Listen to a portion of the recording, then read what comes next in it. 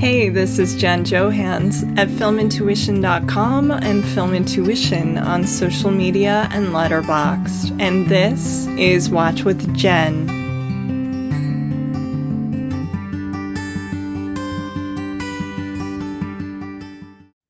Welcome to the final episode of Watch with Jen for Season 5.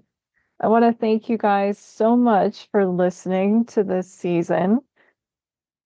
We had an incredible run of wonderful guests. I tried to bring on a lot of new voices, and I'm going to keep doing that next season. So I hope you will come back and stay tuned. We are very close to our 250th episode of the podcast, and I couldn't have done it without you. So I want to thank you so much for doing that.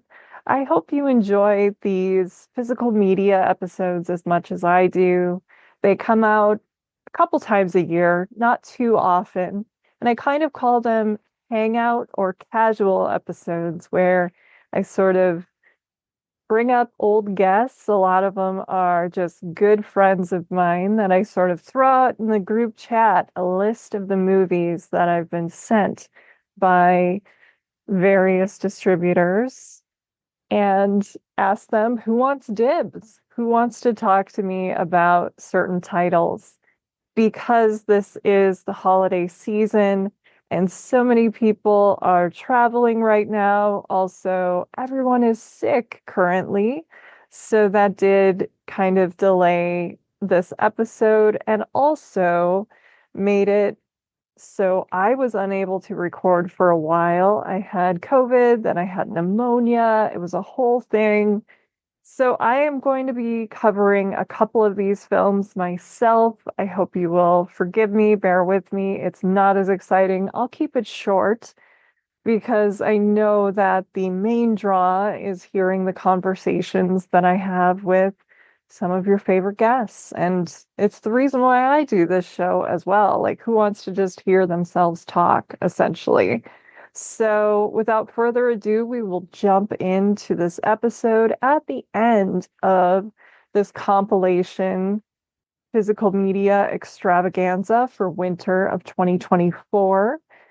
I'm going to include the introduction that Kate Hagen and I gave to the film White Palace when we introduced it at the American Cinematheque Friends of the Fest screening in August that I flew out from Phoenix to LA for. I was so honored to do that and be there. It was wonderful. It was a podcast festival.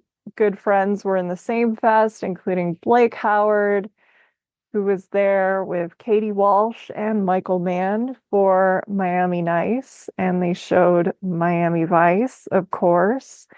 So it was really cool to be able to do the same for Watch with Jen for the first time, and I look forward to hopefully coming back next summer to do the whole thing again with a new film. We chose White Palace because we had an episode with wonderful guests, Griffin Dunn and Amy Robinson, who had produced the film. And I'll talk more about it at the end of this episode before I include that introduction. So let's dive in and talk about some of the releases that you should be adding to your list and adding to your cart now that you guys hopefully have a bunch of gift card money from the holidays. Enjoy. Well, next up, I have one of our great writers working today, a good friend, one of the best guys, S.A. Cosby, author of My Darkest Prayer, Blacktop Wasteland, Razorblade Tears, All the Sinners Bleed, and the upcoming King of Ashes. Sean, thank you so much for being here. How are you doing?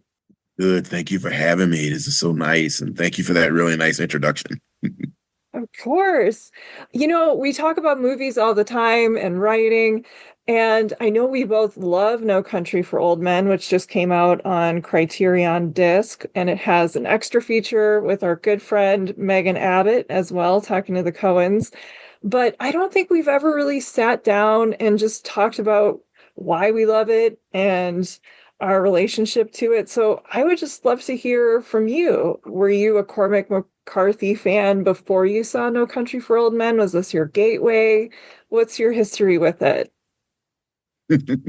I think I am the perfect sort of cliche Cormac McCarthy fan. I read Blood Meridian when I was 17, didn't Oh, understand it.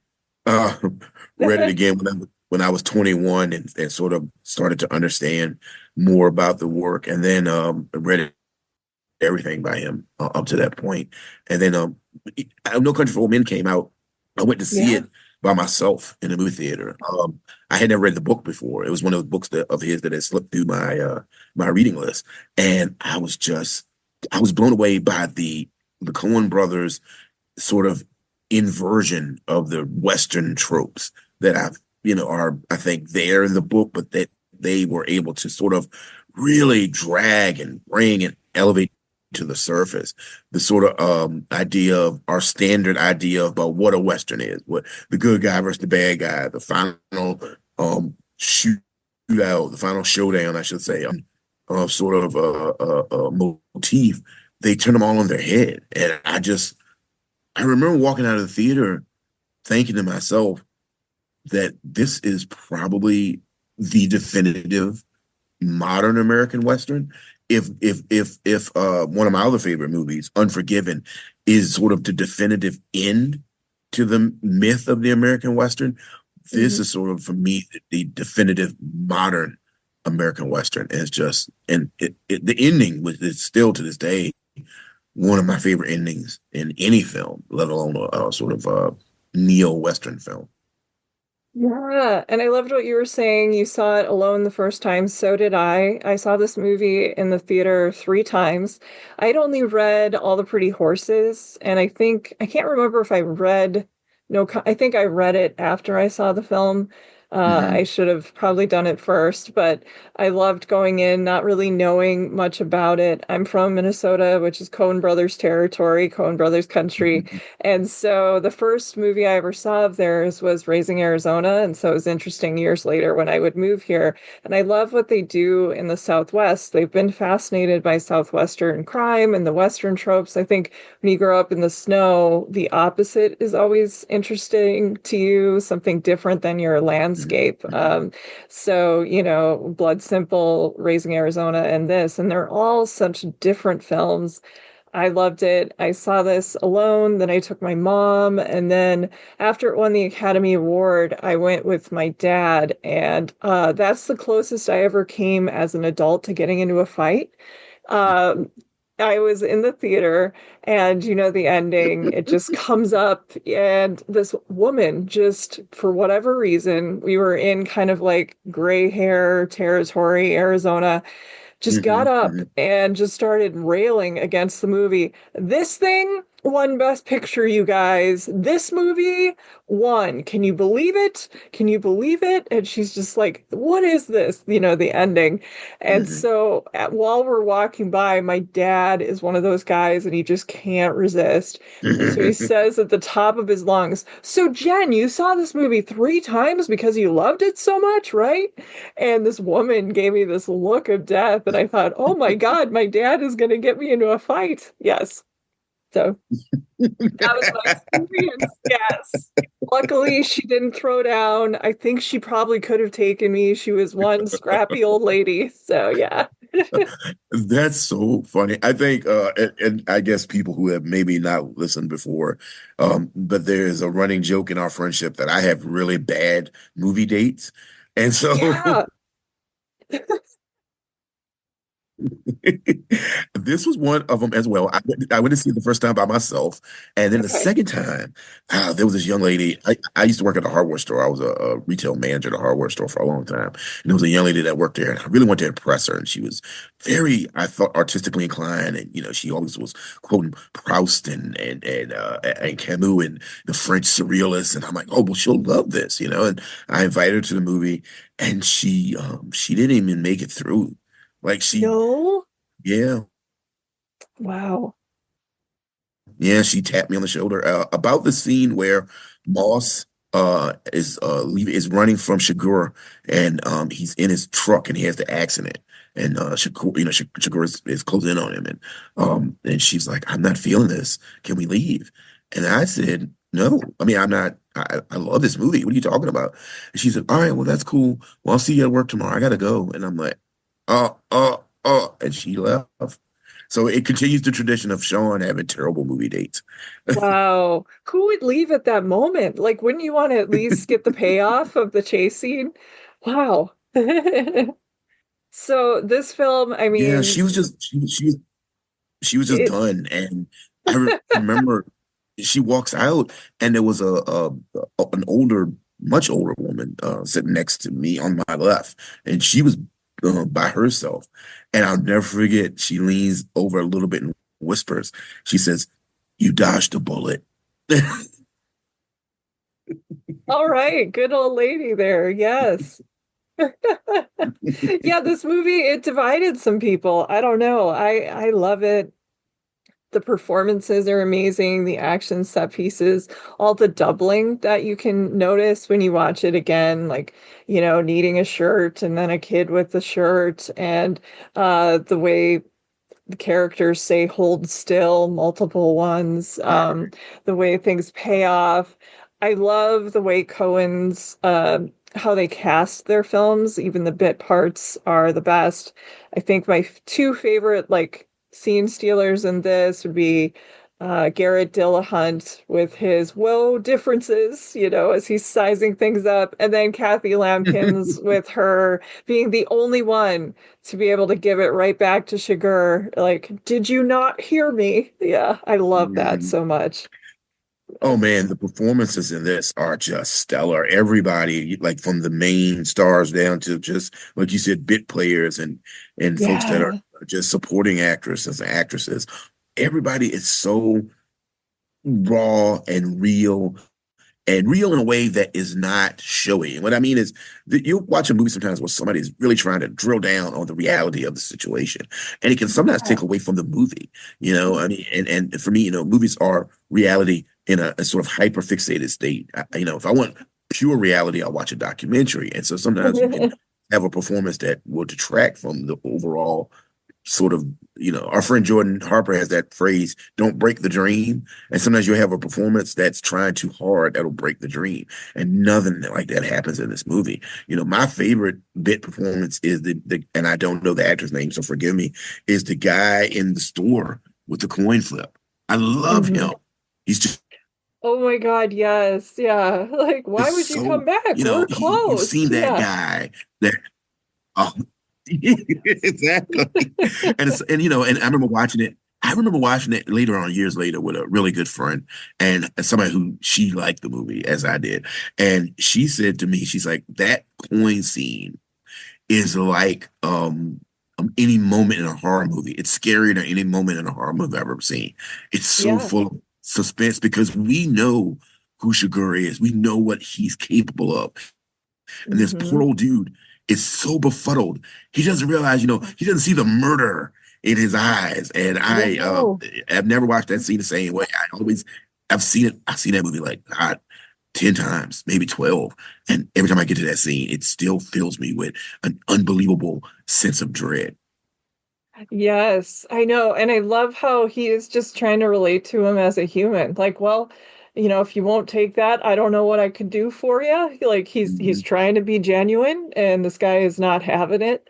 And yeah, I Yeah, love I'll the tell you another thing the with that scene that always gets decency. me. Yeah. Which Yeah. scene? Yeah. Oh, I was just gonna say the thing that gets me about that scene to this day is, we've met Shigur, we know who he is, we know he's a Yeah. sociopath, but we also know he's a man who is committed to his mantra, he's committed to his code, right? And so Yes. spoiler alert, when the gas station attendant wins the coin toss, you can see in Javier Bardem's performance, it's so good. You can see he wants to murder this man so bad. Hmm.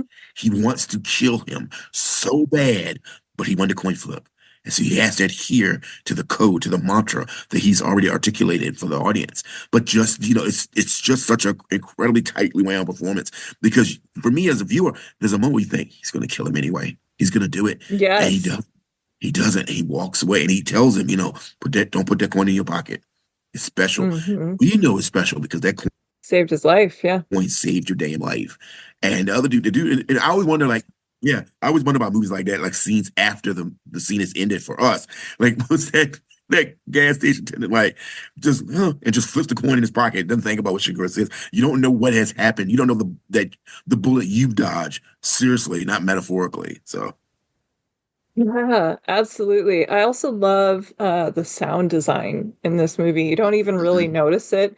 It's very mhm, quiet, but I mean, there's no music, but what they do with the sound is so fascinating. Like, I'm sure I've seen this movie, yeah, like you, probably 10 or 15 times at this point, but the opening sequence, which when we see Shiger in the police department and he's killing the deputy, which is mhm, terrifying, and he's on the floor, we hear the sound of a train coming mhm, from the middle of nowhere. And you don't really know where it is because we've just seen desert landscape. And watching that in December, which is when my family, like annually, we watch the Godfather movies. I'm thinking about, the scene with Al Pacino coming out of the bathroom and the sound of the train passing and the murderous, mhm, that Bruce Springsteen line, a freight train going through the middle of my head, basically.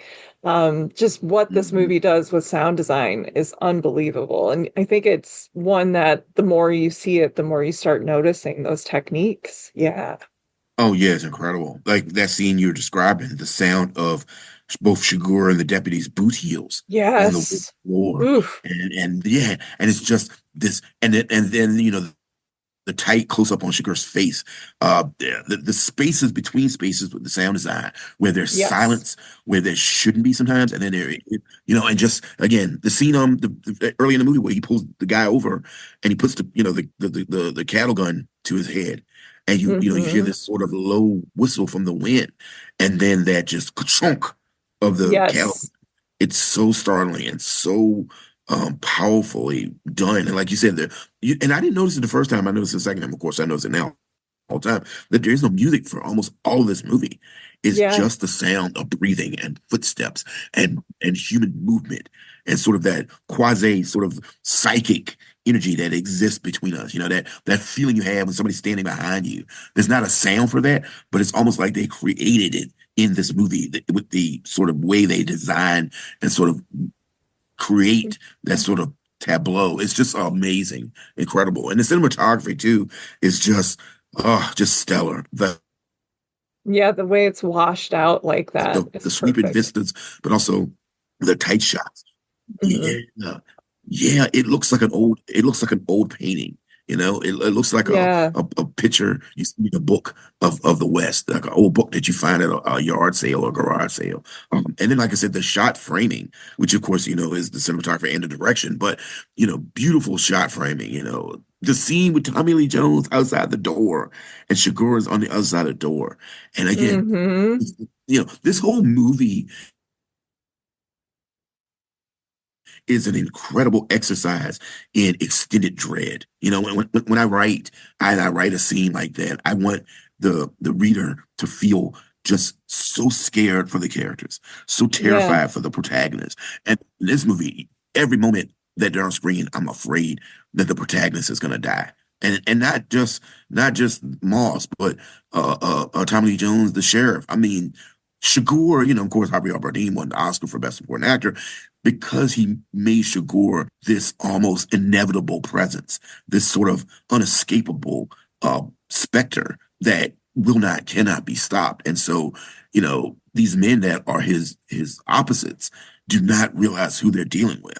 And it's just he's like Heath Ledger in The Dark Knight in that nobody really understands the level of danger they're in when they're dealing with him. They do not get it. They think they do. They think they've encountered this before, and you've never Mm-mm. encountered anything like Anton Chigurh. And so it's just amazingly well written, well directed. Yeah, there's almost an otherworldliness to him where you don't know exactly what he is, but he's coming, and also he could be indicative of the time period of post-Vietnam, right? The start, like as we're getting into the Reagan years, America is changing, and the drug war, and what is going to happen, and the changes. But I think the casting is perfect. In addition to Bardem, of course, we've talked about Tommy Lee Jones, but Josh Brolin. We don't really have many actors running around anymore under the age of 60 or 55 who look like they could be cowboys essentially. We tend to go for kind of the pretty types now, the up and coming movie stars, but you look at Brolin and you would believe that this guy was in Nam and this guy is on a ranch, and there's a ruggedness to him. He manages to sell the playfulness of the relationship with Kelly MacDonald, which I love. And I also love that you're watching these three men kind of go through this movie. They don't really share scenes, which is extremely fascinating. Like we follow them, but they don't really intersect, which is clever, and you don't really get that too much in filmmaking. Yeah, no, I'm glad and I didn't mean to give Josh Brolin a short shrift here because he's incredible in this film. His Oh character, yeah, yeah, his acting, his characterization of Moss. Like you said, I agree. Yeah, there's not a lot of, no offense to like the Timothy Chalamets of the world, but there aren't a lot of no. actors today that are successful right now who have that Hmm. sort of quasi, tradition. I don't say traditional, quasi old school masculinity that have that, and he brings it off in such a powerful way, in a way that is both, like you said, sensitive and somewhat fragile, but Yeah, also there's moments where Moss is tough. There's moments where you feel like, oh, he can stand up to Shagor. He is this person who's been through the war, who's had a yeah, hard life, and I remember watching this movie, when he finds that money, and as a kid who grew up really poor, I understand that moment where that's money that can change your life. That's money that will, people like to say money doesn't won't bring you happiness, and I think people say they have never been really poor, and so yes. you know. Moss is, I mean, I'm sorry, Brolin is able to articulate all those complex nuances. He does something that that Tom Lee Jones was famous for. He acts without talking so much. You see so much on his Hmm. face, so much in his body language, so much in what he does. And again, right down to the playfulness of the relationship with his wife, where you realize, this guy's not perfect, but he's a regular guy, but there's something underneath, something within, deep inside of him that is strong, that is tough, that is unbreakable and unmalleable. And he makes such a compelling protagonist. And I'm intentionally not using the word hero here because I think there Hmm. is a difference between a hero and a protagonist. And I'm not saying that Moss is a bad person, but he's someone who is willing to take this drug money. He's willing to let a man die. But there's also enough in him where he goes back to try to give him some water. And that's his fatal mistake. And so, I think he's an interesting, fascinating character. I also think Woody Harrelson in this movie is great. He Oh, I plays the love role of sort of him. the quasi he's sort of the quasi Greek chorus that he's sort of exposition Joe, but he's also someone who gives us a window into the human side of Shigoro, this monster, Hmm. like you said, this almost otherworldly presence. And then we get the background. His scene The bubonic plague. I with love that Javier line. Bardem is so good. Again, everything Shigoro does, yeah, yeah.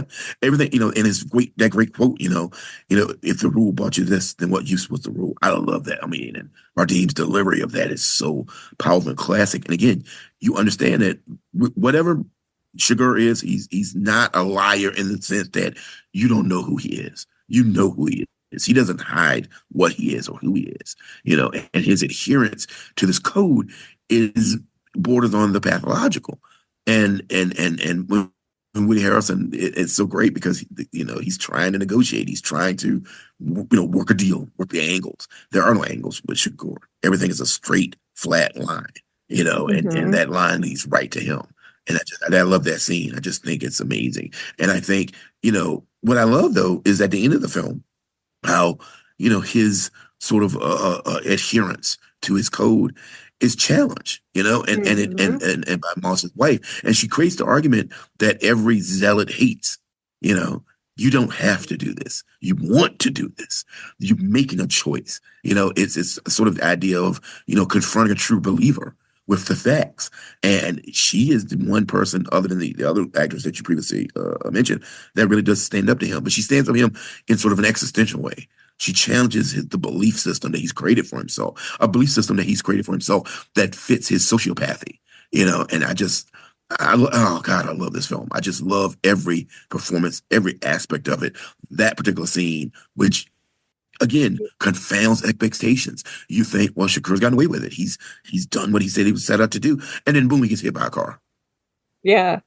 Yeah, and I do love that what you were saying too about the Kelly MacDonald scene. I think there's a little bit of a reverence and a subversiveness in the way that the female characters are the ones that stand up to the guys, and Hmm. the way that the guys kind of do have this cowboy code. I also love that the men in the film, especially Josh Brolin and Tommy Lee Jones, don't want to lie to the women in their lives. What's in the satchel, a bag full of money? Where'd you get the gun, the get in place?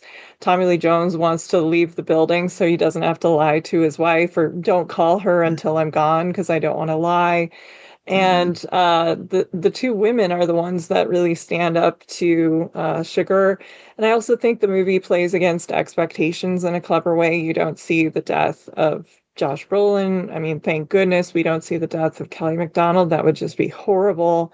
And I think it goes against that. And the way, like what you just said with Sugar and hitting a car. I mean, it's interesting, and it goes back to Brolin being hit by a car, and just the way fate and free will, and yeah, there's so much to this movie. You could be here all day talking about it. But are there any other thoughts you had that you want to make sure you share? Anything else you love about the movie that we didn't touch on? I just want to really quick, sort of talk about the ending. A good Yeah. friend of mine, a really good friend of mine. She lost her father when she was very young, and we Mm, watched this movie with some friends at a party, and she had never seen it before, and so she gets to the end, and Tommy Lee Jones, which I think he should have won the Oscar. I mean, he gives this great sort of quiet, taciturn soliloquy about dreaming about his father who died when he was yes. young, and how he thinks of his father sitting in the outer dark, waiting for him, with a fire, and and then I woke up. That's the last, the famous last line in the movie. And my friend had never seen this movie. She burst into tears at the end of it. And we were all like, what's wrong? What's wrong? And she said, that's how I think about my father, waiting for me in the dark Mhm. with a fire, lighting my way. And it's just so beautiful. That movie, for all the, I get choked up thinking about it. My dad's still alive, but for all that violence and horror that we've seen in this movie, and this, the sort of just unimaginable malaise that exists in Yeah. this world. And the title, it tells you people complain about the movies sometimes, like, oh, I didn't like the ending. I didn't like, Anton Chigurh and Moss never had the showdown. The movie isn't about them. The title tells you what the movie is about. It's No Country for Old Men. It's about Tommy Lee Jones. It's about realizing that mortality exists and that life has passed you by, that your moment in the sun has moved on. But that doesn't have to be the end. That doesn't have to be something to fear, that you can exist. He can retire.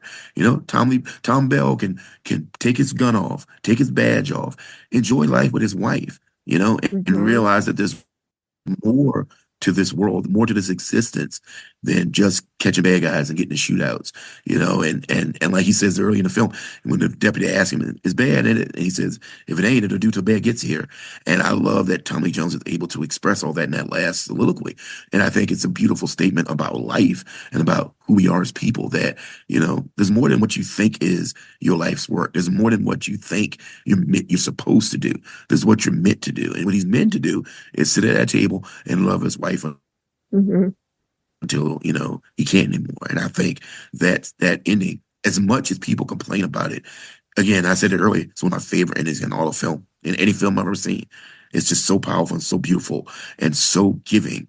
And I say giving, it's giving us sort of a comfort that you understand that there's more to life than just these incredibly visceral high moments. That life exists in the quiet moment. It exists sitting across the table from somebody you love and having the time and Hmm. Space Yeah. to be there with him until you can't. And I just think that's the great gift of this film. I love it so much. Yes, and it's so cyclical, and it goes right back to that beautiful voiceover at the beginning about putting your soul at hazard and comparing yourself to the old timers. So it's perfect. Well, Sean, I want to thank you so much for doing this and talking about No Country. I know you're going to be back next season for more conversations, and I can't wait. Thank you so much.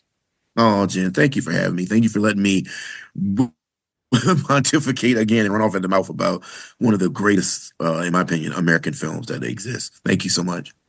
Of course. Well, I already talked to one Sean today, and there's nothing better than talking to two Seans in one day. So, from Sean Cosby to Sean Burns, my good buddy in Boston, the critic for WBUR, beautiful writing by Sean. You must check it out if you're not following him. Sean, how are you doing? I'm great. It's good to see you. Good to see you.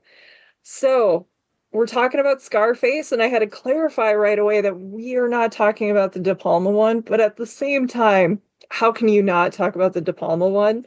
So, we're going to be going back and forth, I know for sure. So, talk to me about Scarface. Do you remember when you saw the Howard Hawks film for the first time? Was this No, one it's you like loved right away? it's one of those that was just those movies that was always around, like the De Palma one. I know I had I probably saw it listed on the TV guide and was like, "Oh, awesome, Scarface is on." And then, "Oh, it's this one." And then watched it and it's great, you know. I mean, I assume that's what happened. I don't really remember seeing it for the first time. But Yeah, I can't either. I think maybe college, and then I watched it again when I had to review the De Palma when it came out in 4K, and watched them back, and it's amazing because they are in conversation with each other. And but the old film, it's crackling, it's still super exciting. The car chases, the shootouts, I love it. yeah, there's a great energy to it. I have it as I don't know what version we're talking about here. Like I have the one that came with the really tacky Scarface box set that was like the kind of like faux leather, like snake skin looking. Yes, yeah, this is the brand new Criterion Oh, okay. edition. That features our good friend Megan Abbott in conversation with her friend Bill Hader, talking Oh, about the movie. Yeah, there's a good extra so I have feature to there. upgrade here. Yes. So it was a blast to watch that and then jump over to watch Megan in conversation. But yeah, I talked about this film with Sheila O'Malley, and we were kind of going right in on George Raft and especially Anne Dvorak, who is amazing. She's a teenager in this movie and she's holding her own. There's this Borgia thing happening with her and her She was only a brother. teenager. I think maybe she was a teenager when she met Hawks, and then she Oh, okay. made this like a couple years later, but she was pretty young, and she looks extraordinarily young in this movie, but she is definitely holding her own. Fabulous, that weird, creepy, incestuous energy, which is carried over in the new version. I feel George like it's Raft, even more so in amazing. the old one. Like I wasn't It expecting it is. to be It's more. so like she just kind of even goes in on this like it's unnatural. Like you don't act like a brother, and you're like, "Whoa, what are we talking about here?" And the clothing they give her, it's very yeah, it is more provocative. It's kind of like back then they were getting away with more because it was, pre-code. So yeah, and this is Also, like Capone was still around. yes. How scary would this have been like to make? Like our good buddy Jordan Harper was asked to like do some kind of Hawaiian gangster screenplay, and everybody kept getting threatened that was associated with people were getting bodyguards and stuff. And finally he flew out. He's like, I'm not doing it. So they were taking some chances here making this movie about Capone No, like, with oh, it's okay. He just Superboy. has your nickname. It's not really you. His name's Yeah, yeah, different. and he has the scar on his face, and and But the we changed it. We X's. made him really want to fuck his sister. Yes. which is, of course, Capone would find that flattering, right? I know I have Glenn Kenny's book, The World Is Yours, which is mostly about the De Palma thing, but I reread the chapter on the original Scarface, and he says there was a point where some gangsters came to Ben Hecht, who was the screenwriter, and Yeah. to like, hey, what's going on with this Scarface movie? And he was like, oh, this is just a thing Hughes is doing. It's not really. And somehow Ben Hecht talked them out of it. Said it was a big con game when they were making a sucker out of Hughes, and typical Ben Hecht story, which, as Glenn says in the book, it could possibly be true. Like, You never know. Yes. Yeah. Ben Hecht had written Underworld in 1927, which is kind of the blueprint for the genre, as Imogen Sarah Smith talks about in the essay with this. And then he promised Hawks he would get like double the body count of any gangster movie. This isn't Little Caesar. This isn't Public Enemy. We're going to really go for it. Boy, did they ever. And I love that the idea of the Scarface, the X, and then the X that we see throughout the movie when people get killed. We see that again in The Departed, which I didn't even notice the first time I saw Departed. It took me like a couple oh yeah, it took viewings. someone had to Yeah. point that out for me, and then Yeah. you I can't was see like, anything oh, else. yes, exactly. It's like, oh, Martin Sheen's going to go now. Like there's an Yeah, X. I, Yeah. I, I was dumb. I pointed out to my nephew while we were watching it, not afterwards. Oh, So no. they're at the airport, and this right behind me. He's like, "So Leo's gonna die, huh?" I'm like, oh man, shut I, up. I fucked up. Yeah. So every time, like Matt Damon's walking along the carpet and he sees the actor, he's like, "Oh, he's dead." I'm like, "Damn it!"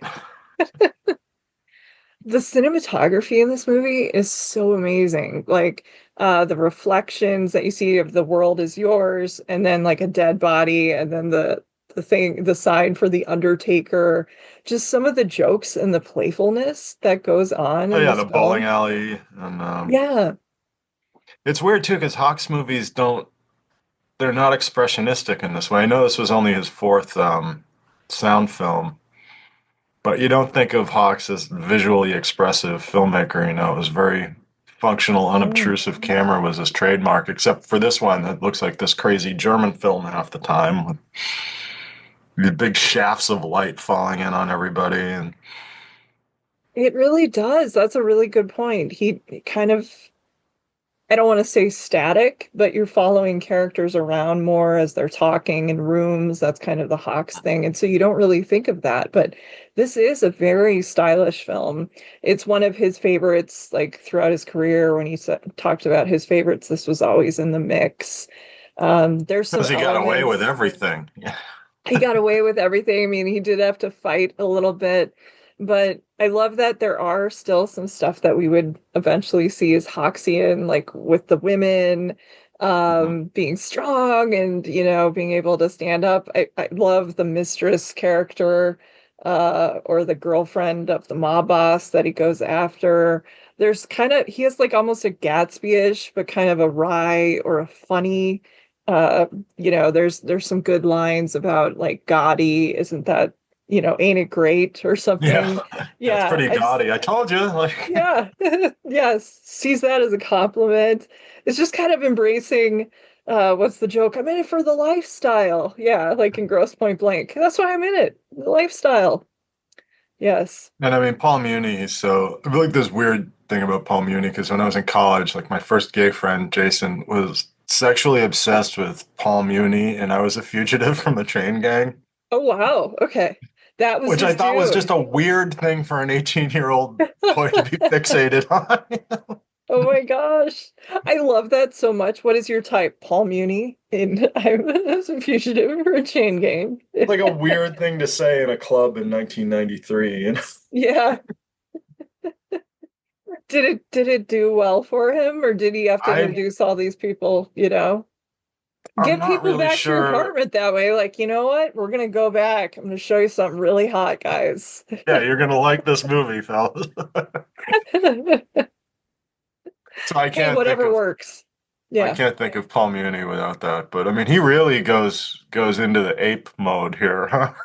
He does. Yeah, it really pissed off a lot of Italians around the time. And I know that. And so people like, all the bullshit about wokeness or whatever. No, this was still alienating people back in 1932, you guys. Yes. Like that were watching this. But I keep I mean, thinking of when Scorsese was on Letterman. He was talking about directing Cape Fear, and Letterman was asking, "Was so Nolte's a character?" He's like, "Well, sometimes I had to say too much ape, Nick, less ape." that is such a good line. Yeah. Oh my God. Almost, I was watching this movie again last night, and I was like, too much ape, Paul. Yeah. You're chewing the scenery. Yeah, exactly. Yes. Have you heard Pacino's biography yet? His memoir? No, but I know that Pacino, when he saw this film, because he called Bregman like immediately after he saw a revival of it, he wanted to be Paul Muni. He was like, "That's it. I want to be that guy." Yes. Yeah, there's a great. I've been listening to the audiobook on trips, and it's like it's Okay. sort of parceling it out because like I'm up to heat now, and it's like I don't want this to end because it's like Al's in your car, and I Yeah, don't know how much is actually in the book because it sounds like it's off the top of his head. It's so that's conversational. He seems to be amazing. just riffing on the book, but it's exactly how you want like. And we walked into this movie theater, and there was a movie I never heard of, and this, but That's he's like amazing. rhapsodic about the Muni performance. I'd never seen it. Oh. I said, I am going to play this character. That was a good Pacino you did there a little bit there, Sean. Yeah, I've I been was digging spending a it. lot of, it's 10 hours of him telling these crazy stories. So it's a really, I don't usually like audiobooks, but this one is How just can a you joy. not? Yeah, I know. I need to listen to the audio version. I have the book, but it's like I want to hear Al. Yeah. Yeah, you'd just be hearing Yeah. it in your head, Yeah. especially That the is so amount of cool. times he cracks himself up. It's just Really? delightful. Oh, I love that. Yes. So you're recommending it. It's a blast. Oh yeah, it's total. I don't want it to end. That's why I haven't finished it Yeah. yet. I'm just prolonging it. Like, Yeah. Oh, that's great. but Yeah. yeah, Do I you have also any other recommend thoughts? Glenn Kenny's Scarface book, The World Is Yeah. Yours. I have not read that yet. I need to. I love Glenn's writing, so have to check It's that a out. very different look at Pacino's process, which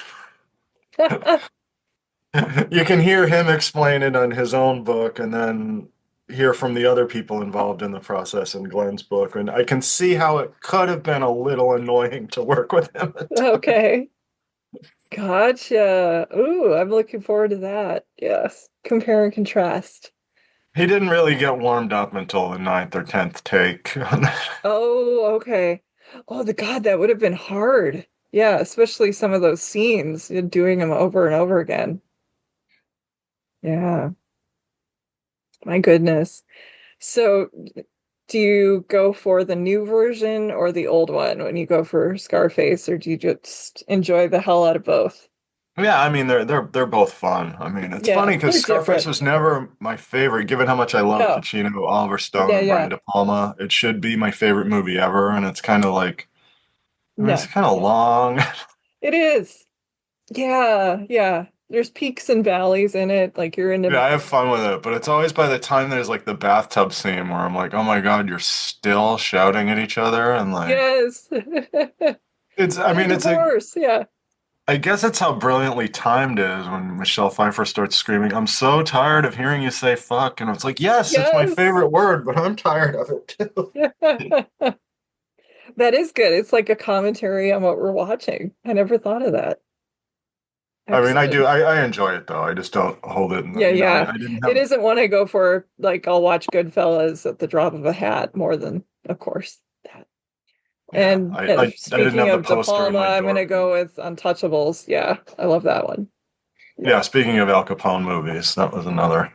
Yes, Although Bobby absolutely. seemed to downplay the scar in that. It wasn't really, Yeah, very true. I loved how Untouchables Bob was like, Hoskins was going to be in it, and then he changed his mind, and he still paid Hoskins, and he's like, "Hey, you need me not to be in another movie? Go, babe, I'm there." Yeah, I love that.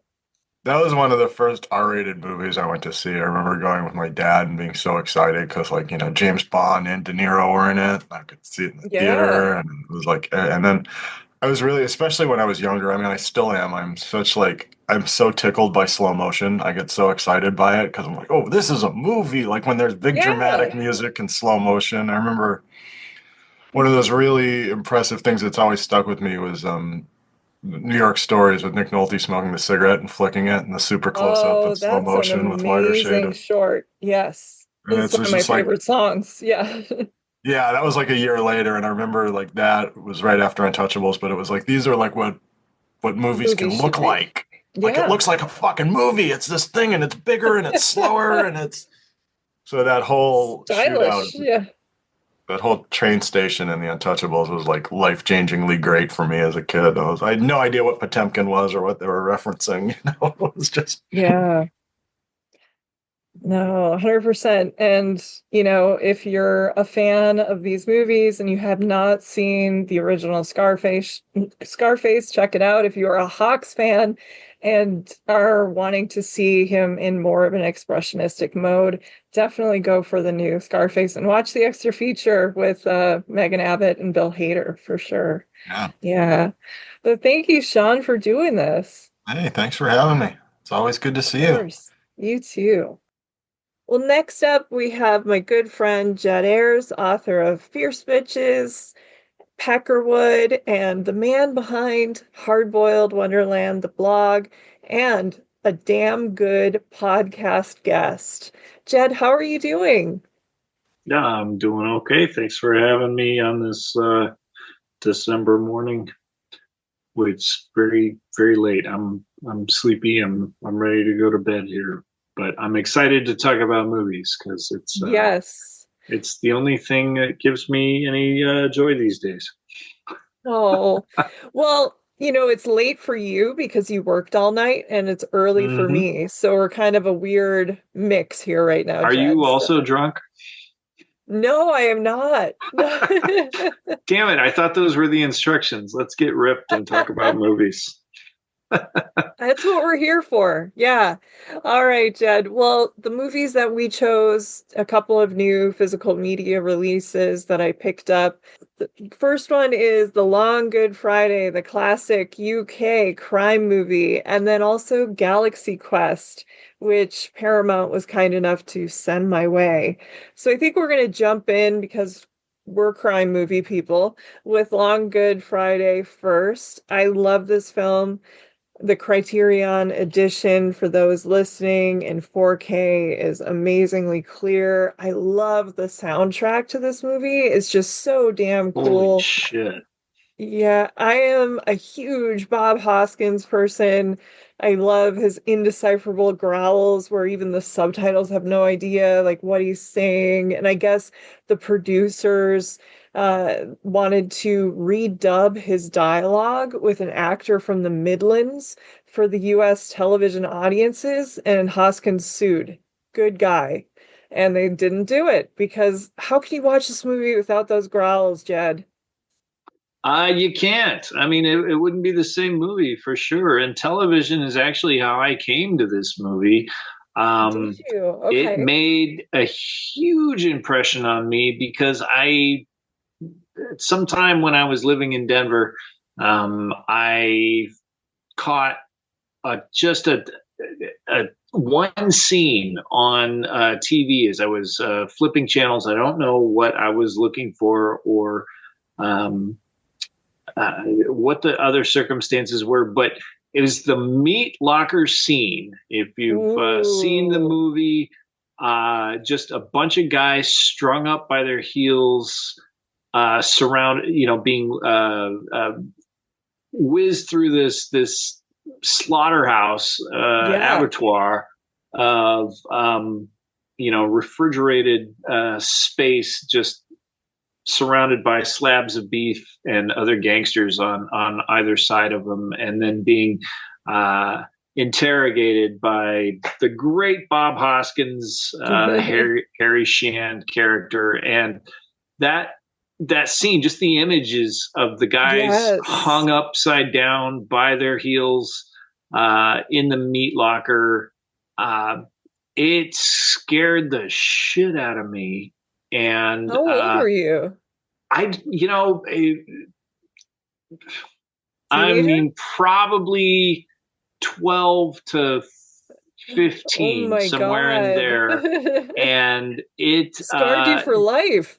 well, it made an impression for sure. And I'm not really sure when I finally actually saw the movie. It wouldn't have been till, probably I was 20 or so. But that little bit, I had to look it up. Like, what the hell was I watching? What did I stumble across? And anyway, it's been a favorite since I did actually see it. 40 I'm sorry, 25 years, 20 to 30 years ago. And yeah, I love this movie. I could talk about it for a long time, so I'm going to try and limit my enthusiasms here. But it's a huge, huge favorite, probably my favorite British gangster film, and for me, the British gangster film of the 80s. I tried to show it in I had a film series here in St. Louis several years ago, and through the library, and the library did not have the license to show this one, so ended up showing Neil Jordan's Mona Lisa with Bob Hoskins. Which is, I love that film too. I love Mona Lisa a lot, but Long Good Friday is really the one I wanted to show because it's the epitome, like I said, of that time, of that period, British gangster films. You got Get Carter is kind of the 70s one, and then Long Good Friday is the 80s for me. Everything else is trying to, is having to stack up against that. Yeah, absolutely. It was made in 79, released like a couple years later. It took a lot of work and a lot of time to get it released, actually. And it was George Harrison's handmade company that did release it. I guess Harrison hated the movie because he thought it was too violent. And so he was not a fan. Yes. Yeah, it didn't go with his peace and love, I guess, ethos. But I love this film so much, and I think everything you were saying was great. I do sympathize because I had a library series where I showed movies and stuff too, and you had to like pay attention to licensing, and half the time I had to bring my own discs in because they didn't get the discs sent to the right library and stuff like that. So I understand. I'm glad you showed Mona Lisa so you could talk about the great Bob Hoskins, but you want people to see this side of Hoskins for sure. And I think the cast is so fabulous in this movie. It's Pierce Brosnan's first performance. It's like mostly, I don't even know if he says a word, actually. He does not. Yeah, he is silent, but the look, what he does with his physicality, he's seductive, he's scary. I think it has one of the coolest endings ever for a crime movie. I mean, spoiler alert, he's resigned. He knows that he's going to be driven to his death. He's kind of almost like impressed that, oh, you guys got me. And like at first he's marveling at the audacity and how they pulled this off, and then he's accepting his fate. Yeah. Yeah, it's got one of the all-timer final scenes for not just gangster films, not just crime films, but films in general. I love how long it holds on Bob Hoskins' face and lets him work through so many terrible emotions while Francis McDormand's stellar, iconic score plays. It plays the theme song. Yeah. And I gotta say, I'm not generally a saxophone guy. Saxophones they can be great sometimes, but yeah, often, especially in the '80s, saxophone.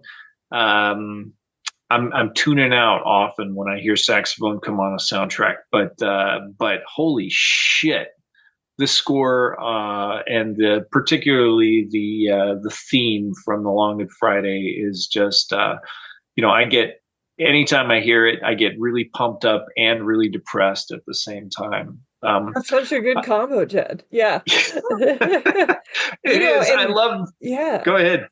Oh no, I was just gonna say the saxophone and the keys, like the organ, it's such a perfect score. It's almost like a horror movie score, sort of. Like you can see or imagine like a John Carpenter score from this era or something like Thief or, scores that we were going to see a little bit in the 80s, like the really stylish ones.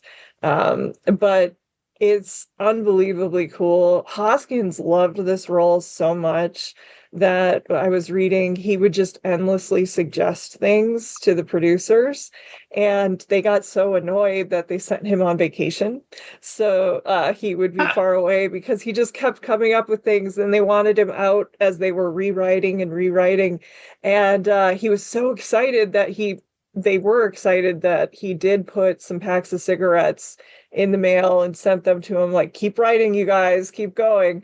Helen Mirren is fabulous. She doesn't have a lot to work with, and she did push back a lot because she didn't want to be just a passive kind of girlfriend or, a sexy woman with like no agency. She has a couple of tough moments. I love when she finally does have to level with the Americans on what is going on. Yeah, it's just a great film. How about the audacity of casting for your American character, Eddie Constantine? I mean, Yes. technically born in L.A., but not a paragon of Americanism. Yeah, I the kind of love it. accent's a little off. It's Yes. weird, right? It's Yeah, not. yeah. I mean, he's supposed to be what, New Jersey or New York or something, and you can kind of make your peace with that accent Yeah. being from there. But man, I'd like to think that it's a bit of a fuck you um, to America, which It is is. part of the film is has to do with very much with the times that it was produced, with the England. rise, the Yep. sort of London is poised to become sort of reassert itself on the world stage, and Bob Hoskins' gangster character is trying to go legit with a big business deal that he's going to ride to riches several years later, almost a decade out, with the Olympic Games in Oh yeah, the 88 1988. Olympics. Yeah. Yeah. So, but he's derailed. His plans and his ambitions are really put on hold and in check by the IRA, by the imperialistic reach of the UK. Just kind of in the same way, he's trying to reach out and take control of something that does not want to be controlled. There's a lot of very interesting and very timely political undertones to this gangster film, and Eddie Constantine as the American. He's playing a gangster. He's playing the The mafia, mob. Yeah. and he's scared of getting into business here in London. It's too wild, too out of control for the Americans. Yeah, so watching Bob Hoskins slow burn through this film, as he's poised at the beginning to go legit and make And the his Irish. future, Yeah. yeah, to make his future just fabulously wealthy and powerful. Yeah. And I do love this theme in crime films of, the biggest the biggest racket is Yep. legitimacy. Hmm. That you can be kind of a person of honor, live by your own code and something when you're Making an your own. outlaw. Yeah, yeah. When you're an outlaw, you can be As honorable. ruthless and as honorable as you want. And then Right. when you're trying to go straight, that's when the shit hits the fan, essentially. That's And when it gets really dirty, and that plays through in yeah, lots of my favorite crime stuff. I mean, I think the British the Stephen Wright series Peaky Blinders on available in the U.S. on Netflix is a great example of that, where people amass power and wealth, influence in criminal enterprises, but through more or less being a person of character and substance, and it's trying to go legit and trying to get all their ducks in a row and all their taxes paid and things like that undoes them, and they can't do that. And so, yeah, Long Good Friday is great as a standard bearer for that particular subgenre of crime film and gangster film too. yes. In case you guys haven't noticed, we love this movie and can't recommend it enough. It's amazing. And then switching gears here, we have Galaxy Quest, which is a lot of fun. I did not see this originally when it came out in 1999. I think it was a few years later for me on like DVD or on television, and I just found it really hilarious. I love seeing people that you wouldn't expect in comedy, like Alan Rickman being just funny as hell.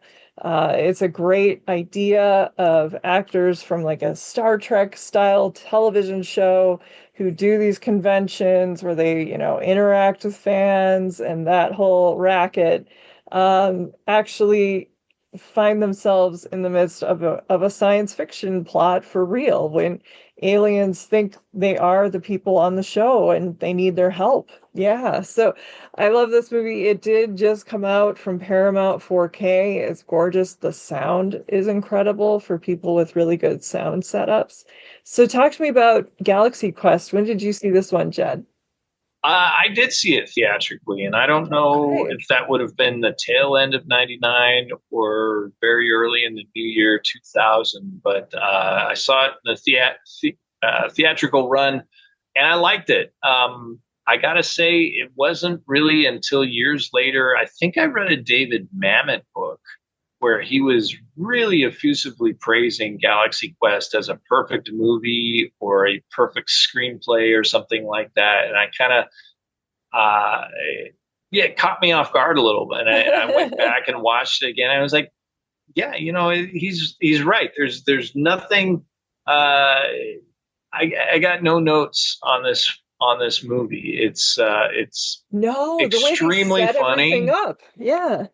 Yeah, it's extremely funny. It works on all levels. The great anecdote from Alan Rickman about Tim Allen's performance in this, that at some point Tim Allen, said, I really don't like these, the way I'm feeling right now. And Alan Rickman said to the rest of the cast something like, yeah, ooh, I think he's just discovered acting. And, he's processing, he's going through some shit. But yeah, it's a lovely, lovely film. I like to think of it as Three Amigos in Space, or Oh, that's a it's good idea. Yeah. yeah. I really am a sucker for this kind of formula. This one, Three Amigos, Tropic Thunder. Yeah, All I these, enjoyed the hell out of that one. Yeah. yeah, all films about actors. Um, and the confusion of reality, and having to square what they're role in life versus their role playing in a hero and being a heroic. Yes. Yeah. Yeah, I mean, there's more dramatic or tragic versions of this story, but the for laughs, you really can't top what's on display here. I think it was it Jim Thompson said something like there's 36 different plots to a book, but there's only one story, and that's things are not what they seem. And oh yes, that's perfect. Look at you, yeah, and that Jed. Even it drugs, works. you're like so philosophical. It works on all levels here. I love that it's explored from the point of view of the people who are know their phonies, and also from the point of view of people who are really eager to buy into what they're selling. The illusion is the power of that illusion, and the consequences of taking it too seriously, but also the joys of having something that you really aspire to, even if it's fictional and created and not realistic. I think aside from being a really, really funny film, which it absolutely is, there's a fair amount to chew on if you're inclined to. Yes, and I love Sigourney Weaver doing comedy as well. I mean, she's great in Working Girl, of course. This was around the time of Heartbreakers, which is one of my favorites. I watch that movie all the time. I think this came out first, and then it was Heartbreakers in like 2000 or 2001. She is so funny. The scene that always kills me in this movie is when she and Tim Allen are going through the spaceship, and there's like a room where it's like a gauntlet and it's insane, and she's critiquing it like, this is the bad writing, like this makes no logical sense, why is this even here? Because everything that was on the show, these aliens thought was real, and so they replicated it. It's absolutely bonkers. I love the rest of the cast: Tony Shalhoub, Sam Rockwell, Daryl Mitchell. It's great seeing Sam Rockwell before he really took off. This is again like right before Charlie's Angels, which super launched him. I had been a fan already from some indie roles, and I'm sure Jed had too. But it's so funny to see him in the movie say things like, "I'm just the sixth lead. I die to show you like how serious things are." Yes, it's great. Yeah, he's great in it. The whole cast, like you said, Sigourney Weaver's got a wonderful moment early in the film where they're at a convention, and Tim Allen is working his charm over the entire audience, all the attendees, and then he tries to apply it toward someone he knows in person, Sigourney Weaver's character, and she rebuffs him, saying, this was cute before I knew you. And then she walks away and leaves him standing there. And they're behind her as she walks away. You see these three young women dressed as her character, and they are very clearly, they they'd go for it. They'd still they think Tim Allen's adorable still, and there's something very, very poignant and kind of heartbreaking about especially just the casting. These ladies don't have any lines. They don't have, but they really they look like real people who would be at these conventions, and that's not a mean thing to say. There's real affection, you can tell, all the way around about the whole scene. But there's a real vulnerability to how they watch this interaction happen, yet still, they're still willing to buy into it, and they make themselves available to Tim Allen's character, and that's a moment that I think about all the time when I see this film. I mean, that definitely happens.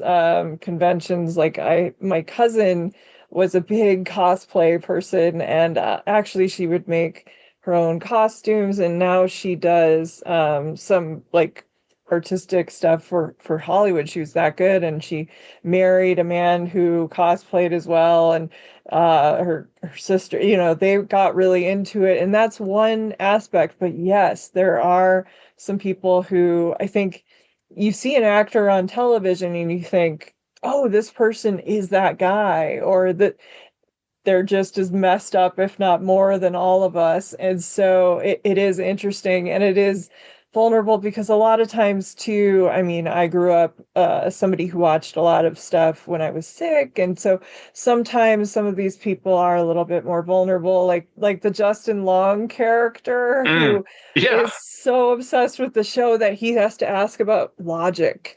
Like, I know this doesn't apply, but like, what does it mean? And it's like, dude, it's a television show. But he snaps at him and he's a fan, and that's not cool. They're there in adoration, and it is, as you said, very vulnerable. But I love later on when they actually need this kid's help, and then he explains what he's doing to his parents and leaves, and the dad like, well, he's outside. I mean, they're happy about that. Yes, exactly. Yeah, Justin Long's a great I don't know, I really don't know a lot about his career, but this is about as far back as I would know anything from him. But Yeah. he's a great presence already, giving the character a lot of dimension. He the kind of owning it, that he's a dork and a nerd about this Yeah. stuff, but then the immediate buying into it as soon as Tim Allen says, it's real. He says, "I knew it." Yes. Being so, that's yeah, like great. being those That's great. girls, like you were saying at the convention, like they want to believe because they have made whatever the property is or the IP or the show, like that is their raison d'etre that might have gotten through some dark times, or you don't know. Mhm. Yeah. Yeah, Yes. and shout out to the other cast members like Enrico Colantani and Oh my God, Missy he's Pyle, so good. who Rainn Wilson, these Yeah. little tiny. It was striking me watching it this time that J.J. Abrams' Star Trek, which is actually his best Star Wars movie, every time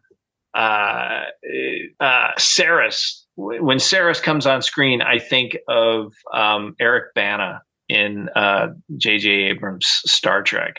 I wonder how it was his character.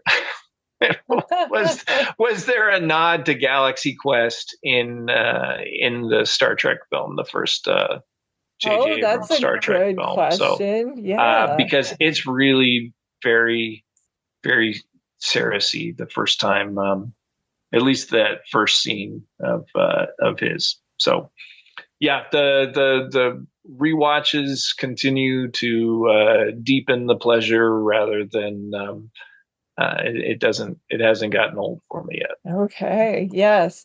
Yeah, this movie is a lot of fun. I know there's a documentary about it, but I have not watched it yet, so I need to check that one out as well. But thank you so much for doing this. It's always such a pleasure. I love these like end of the year kind of casual hangs where we can just talk about like random movies that came out on disc. Thanks for doing this, Jed. Yeah. Well, thanks for having me. You're a good friend. Oh, you are too. Amazing. The three films that I was going to talk to you about today, solo, are three that I wholeheartedly recommend. If you've seen the movies, these new 4K editions are gorgeous, so I highly recommend you pick them up. The films are Paper Moon, Pulp Fiction, and The Shape of Water. All solid, wonderful movies that any cinephile would want in their collection. And I do endorse all of these different releases on 4K. When we're talking about one of the beauties of physical media is the art that is involved. Criterion is known for the amount of loving care that they give to the packaging, and Paper Moon is no exception. Actually, one of the artists contacted me on social media. The inside of the outer cardboard box has sort of the trifold with the discs inside because it is 4K and does feature a Blu-ray. It looks like a cigar box with it's only a paper moons sailing over a cardboard sea, which is perfect because, of course, this is cardboard. The art is lovely. There is a poster or replica poster on the back is the essay. There are so many bonus features in this edition, which is great because this is actually my favorite Peter Bogdanovich film. I know everybody thinks The Last Picture Show when it comes to Bogdanovich. What's Up, Doc? Has a bunch of fans. Those films are great. What's Up, Doc is a lot of fun to watch. I don't really revisit The Last Picture Show much. It's dark, it's heavy, it's not my favorite, I have to say. It's an important film for the era, but when we're talking about Bogdanovich, to me, I love this movie. I also enjoy like At Long Last Love, which is a lot of fun. Noises Off is great. The Cat's Meow. I like a lot of his films, actually. There's some hesitation when it comes to Paper Moon because of the Tatum and Ryan O'Neal of it all and the drama with Ryan O'Neal and their relationship and, the emotional abuse and everything that has come out. But together on screen, they are amazing in this. Tatum O'Neal is phenomenal. Madeline Kahn is so great. Tatum, of course, became the youngest ever Oscar winner for her performance in Paper Moon, which came out in 1973. I am a sucker for films about siblings, parents, and children, and this is a father and a daughter, which is nice because usually you have a father-son dynamic. There's something so cool about this that they're sort of swindlers in the Great Depression. She's someone who has lost her mother. Her father, who she doesn't know, shows up at the funeral and he sells Bibles. He's a con artist, realizes he can make a few more bucks if he has her along. She is fast talking, very smart. And so they go on the road. He falls under the spell of bad decisions and wild women like Madeline Kahn, who calls him daddy. I love the way she sort of plays with him. There are so many bonus features. They're all over this edition. There's the audio commentary with Bogdanovich. There's an introduction by the filmmaker, a new video essay from the biographer of Bogdanovich, Peter Tunget, if I'm saying that correctly. There's a documentary. There are audio bonus features and little clips and snippets and interviews with Bogdanovich, Polly Platt, who was the production designer, associate producer Frank Marshall, cinematographer Laszlo Kovacs. There are archival interviews, excerpts from like a Johnny Carson episode featuring Bogdanovich and Tatum and Ryan O'Neal. Location scout features, all kinds of stuff. The essay is by Mark Harris, who wrote a book on this era. So you can't really go wrong with Paper Moon, physical media edition from Criterion Collection in 4K. Pulp Fiction. What can I say about Pulp Fiction? It is a classic of Gen X. It's an American classic, an independent filmmaking classic. a film that sort of made Sundance just the number one place that you wanted your movie to be. This was part of that. He was part of that class a couple of years earlier with like Allison Anders and Alexander Rockwell and all those people when he had Reservoir Dogs, Quentin Tarantino. This was a few years after, of course, Sex, Lies, and Videotapes. So the festival was picking up momentum. The 92 class, like I just mentioned, was with Rodriguez, and all of these filmmakers were, outstanding. This film, Pulp Fiction, played for a year. It's hard, I think, for the generation, the younger people today, who are so used to a movie coming to the theater and then showing up like 2 weeks later on streaming. Pulp Fiction literally played for a year. It was the hottest thing out of the Cannes Film Festival, and then it came over to America. There was nothing like this. You couldn't turn on the TV without there being like episodes and specials and hearing the music and seeing the ads.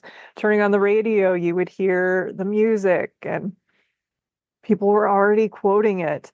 And they just kept going back and back. My story with Pulp Fiction was I was in middle school. I went to a Catholic middle school at the time, and I remember hearing about this, and I loved Roger Ebert, Siskel and Ebert, and just reading film reviews. I needed to see this, obviously, because everyone was raving about this movie. And I looked a little bit older, and they didn't really card in the early 90s. And so I was like in seventh grade. And I went with a classmate after Catholic school on a Friday. So I don't think we were fully in our uniform. I think that day you could wear jeans, if I remember correctly, but it was still, I think, navy blue and white still. And we got a ride from my parents. They didn't really know what this movie was. My dad didn't. He did walk us up because he heard it was like rated R, but her parents were okay with it, my friend Laura. And we went. And I remember the language shocked us. It shocked Laura more. I'd already seen like a lot of things by this point. And it was kind of like, should we be watching this essentially? But there were a couple people that I remember leaving in the theater when I saw the film.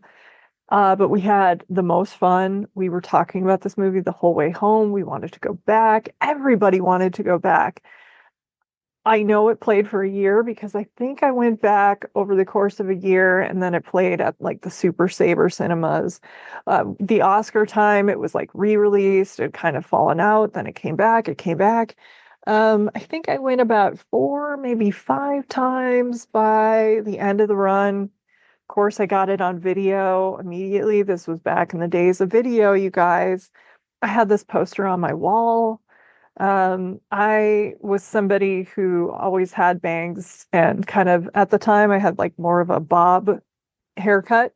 So I remember people like not getting the French New Wave reference, the Anna Karina wig. And so thinking like I made my hair look like Uma Thurman essentially, and I did not. Um, it was a film that I find very important for a lot of reasons, because I think for me, it's how I got into the French New Wave and how I discovered studying film more critically and more from an academic perspective, and what he was doing in, every movie needs a beginning, middle, and end, not necessarily in the order, which was a Godard quote. I do think watching it now in my 40s, early 40s, and seeing what we praise Tarantino for and what he's done since, this is, it's an amazing production. It's not my favorite one of his films. I don't know. It's hard to say if maybe Inglourious Bastards might be a better film. I do think that my favorite film, his best film, that would be the 5-star for me, is Jackie Brown. Reservoir Dogs is a film that I do think is underrated. It's not as flashy, but what he does with genre and how he puts things together and how he just narrows in on one idea. I think is great because he is someone who kind of did fall in love with the talking and the presentation and the self-conscious style. And so when I'm watching this today, I'm seeing all the films that were influenced by it, but I'm also seeing like, oh, this is a little much, guys. Like in places like it was cool back then, but you watch it now and you're like, well, that's a great moment. This thing. I think my favorite thing that he does in the film is how it opens with the Honey Bunny and Pumpkin. We totally forget about them. The film goes on, we see all these different characters. There are brilliant monologues, memorable moments, incredible things that happen. And then it's later, and we're in a totally different story. And all of a sudden, you hear Garcon Coffee, and you realize we are in the same cafe on the same day and what this is. And also, we've already seen that the Bruce Willis character is going to kill somebody. Things that happen with, well, he kills John Travolta, spoiler alert, gang. But I love those little surprises. Now, the thing I mentioned in the cafe, that was something you see in like Douglas Sirk's The Magnificent Obsession. And it's something that he plays a lot with in his filmography. Quentin Tarantino, little surprises, little things, people out of the corner of the eye. That is used so brilliantly in Inglourious Basterds. So I go right back to that. And I think it's great here as well. So Pulp Fiction, this edition, 4K, it's beautiful. It sounds incredible. It has sort of this Jackrabbit Slims cardboard standy thing when you open it up. It's, big on that level. It's very cool. I could see this being a good gift for somebody. And just if you want to upgrade to 4K, I do recommend this edition. It's the 30th anniversary limited edition, I should say. The Shape of Water is a beautiful film by Guillermo del Toro. I talked about this film, I think, a few times on the podcast, but I definitely covered it in the Three Amigos episode I did with Rosa Para, where we talked about Inarritu, Del Toro, and Cuarón in a couple movies from each filmmaker. And for Del Toro, this was one of them, Shape of Water. I think it is just a stunning picture. As somebody with, my own physical issues with 5 spine surgery, scoliosis, that kind of thing, I love that we do have a disabled heroine, usually in, genre pictures, especially like a disabled character. She's mute, but a disabled character is like usually the villain or is used for pity.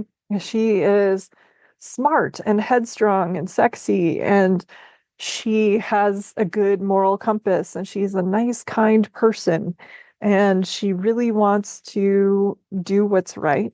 She is a janitor in a top secret government lab, and she's drawn to this creature that she finds when she is cleaning the place with her best friend and coworker, who is Octavia Spencer.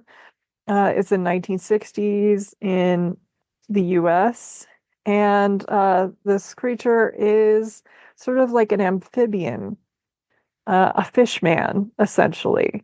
And she becomes drawn. She falls in love. It is, a Beauty and the Beast, but a different kind of Beauty and the Beast.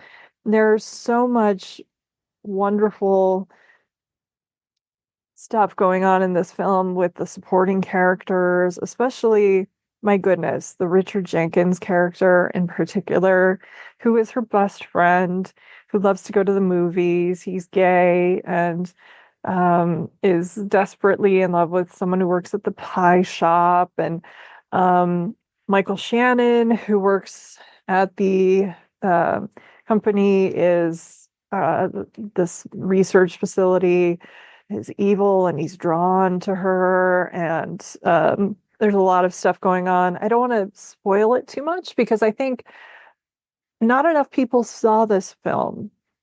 I think once people heard, oh, it's the movie where she has sex with a fish man, or, they kind of like wrote it off like that, which is really a shame. They didn't discover what a beautiful film this is. The soundtrack, the score is just one of my favorites in the last few years. I love the music in this film. It's got such a gorgeous color palette, sort of greens and blues and the colors of the sea and these rich, vibrant shades. There's so much artistry. Every frame, a painting, as they say. Well, that is definitely the case for this. This is based on a book that was written by Daniel. Okay, The Shape of Water book was written by Daniel Kraus, who said that he had the story, actually, the idea for this story from grade school, actually. And so it was Daniel Kraus and Guillermo del Toro, and writing this screenplay was also Guillermo del Toro and Daniel Kraus. And Daniel Kraus on social media let me know that this is a story that he had from childhood, from grade school, actually. So that is fascinating. The soundtrack, the score is by Alexander Desplat. The amazing bonus features on the Criterion edition include an essay by Carlos Aguilar, also lots of conversations and bonus features, documentaries highlighting the production design, performances, the effects, anatomy of a scene, prologue. There's interviews with people who were involved in the film, technical behind the scenes bonus features. So there is a lot here. This movie won Best Picture the year that it came out. It was the 2017 film. It won 4 Oscars, including Best Director as well for Del Toro. And as the back of the box says, it's a monster movie with a human heart, and boy, is it ever. So I do encourage you to give it your best open-minded attention if you have not seen it, and check it out. And this Criterion edition in 4K is lovely. So all 3 of these I would highly recommend. Well, next up, we have my good friend William Boyle, the author of such amazing books as Shoot the Moonlight Out, City of Margins, Gravesend, A Friend is a Gift You Give Yourself, and the upcoming Saint of the Narrow Street, which you should totally pre-order because I love that book and it's incredible. Bill, thank you so much for being here. How are you doing? Thanks for having me, Jen. I'm doing well. How are you doing? I am doing well, yes. I love this time of year. So many great releases coming out. When I put out the list for my friends in the group chat, you kind of latched on. You loved so many of these titles, but we sort of zeroed in on A Simple Plan and Paris, Texas. And I love that combo actually, because A Simple Plan was shot in Minnesota, where I'm from, and now I live in the Southwest. So Paris, Texas is kind of, it feels like my backyard. Essentially, I'm in Arizona, but it's close enough. So I don't know which one you want to begin with. I just rewatched A Simple Plan yesterday, so I'm thinking maybe that one is the freshest in my mind. I remember when it was shot in like Delano, Minnesota, and just the rural area there.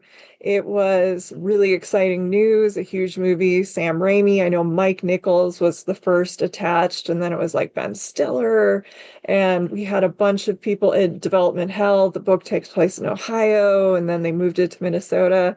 But I was involved with a man who lived in this area. And so he would come to college and tell us about all the exciting things he saw as they were filming it, which was really exciting. So do you remember seeing A Simple Plan when it was new? Nice. Yeah, I mean, I think I chose it because I just got the Arrow Blu-ray a couple of weeks ago and was excited to watch it. I do remember seeing it when it was new. I don't think I saw it in the theater. I think I probably saw it when it came out on VHS, I guess at the time. Um, and yeah, I mean, I remember I'd read the book before I saw the movie. Scott Smith, a little. I still have the somewhere around here the little kind of mass market paperback. And yeah, I love love those I love the actors that are in it. I love Yeah. obviously that combination of Bill Paxton and Billy Bob Thornton from One False Move, and then Bridget Fonda's great, and so I was drawn to it for that reason, and of course I love Sam Raimi, so I was drawn to it for that reason at the time. But it had been I rewatched it last night, and it had been quite some time since I'd last Yeah. seen it. I mean, I remembered it pretty well, but rewatching it, I certainly was struck by just how much it's up my alley. Just like everything that I love about crime fiction, just kind of like normal people in a situation where they're, they have this kind of crisis of morality or ethics or whatever. So yeah, I mean, I loved it back then, and I think I loved it even more revisiting it. Yeah, it's an amazing film, and I remember seeing it in the theater. And I do think this is perfect too, because One False Move, you wrote this incredible essay for the Criterion edition. So if you're listening and you don't have it, pick up the Criterion edition of One False Move. But yes, this is the reunion of Bill Paxton and Billy Bob Thornton. They play brothers in this. I actually think it might be. I don't know. It's tough. It might actually be the best Billy Bob Thornton performance. This one, I know Sling Blade is up there. It's close. This one, top two or three for sure. This is one of those, Yeah. it's heartbreaking. I have not read the book. I know his character wasn't as heavily involved in the plot as he wound up being in the film.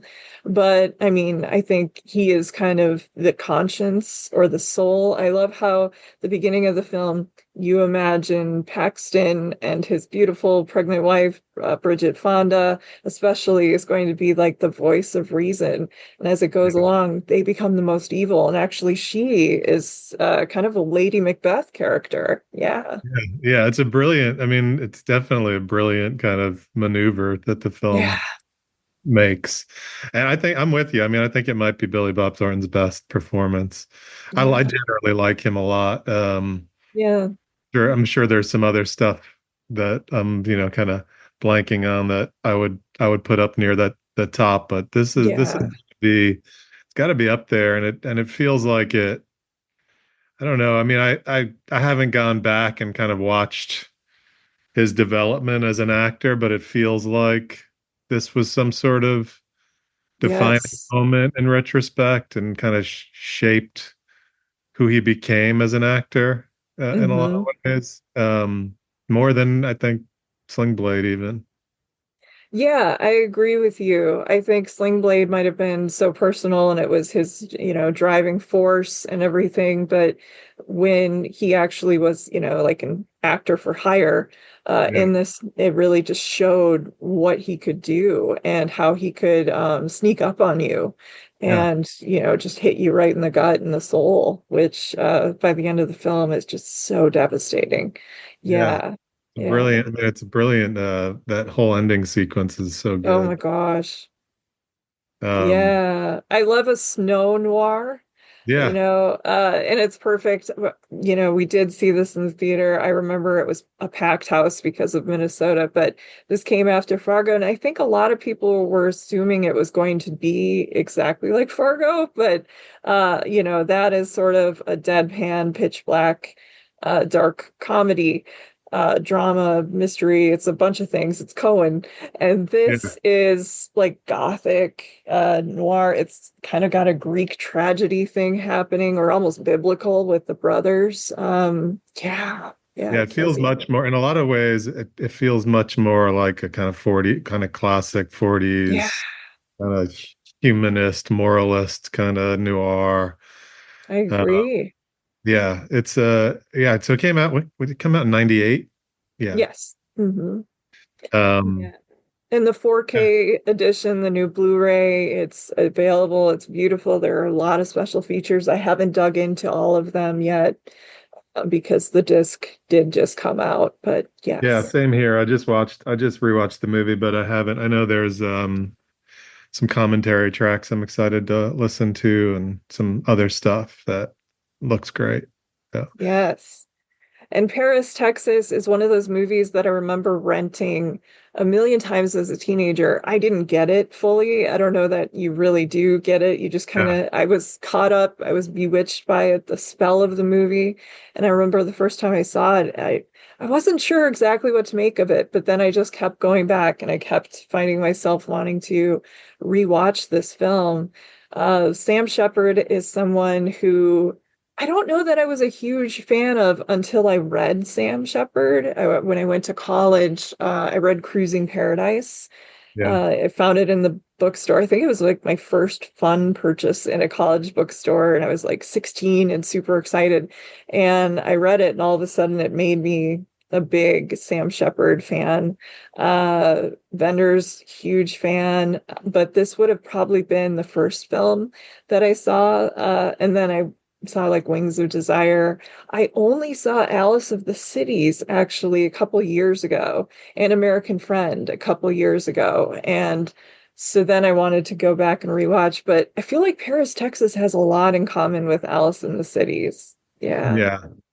Yeah, I'm with you. I mean, I've certainly knew Sam Shepard probably as an actor first, Yeah. but I think it was probably, in college when I read the Motel Chronicles Yeah. and then right around that same time I was, really probably discovering the vendors. So I think I watched Wings of Desire first, and then I watched this and The American Friend were probably like that was probably the order that I saw these films in. Yeah, and I think this is I don't know. I don't know how you can't think this is one of the best movies ever made. Oh my gosh, I That know. way. It's a masterpiece. I mean, everything about it. Yeah. Especially that cinematography. Oh man, that Yeah. yeah, Robbie Mueller kind of Oh my Mueller. gosh. Uh, Mueller. Mueller. Yeah. Yeah, I don't sorry. know. Yeah, we're gonna get it either way. We're both saying it differently. Yes. Yeah, One of us gorgeous. has it. One of those names I guess Yeah. I see it Robbie. all the time and I never say it out loud. Yeah.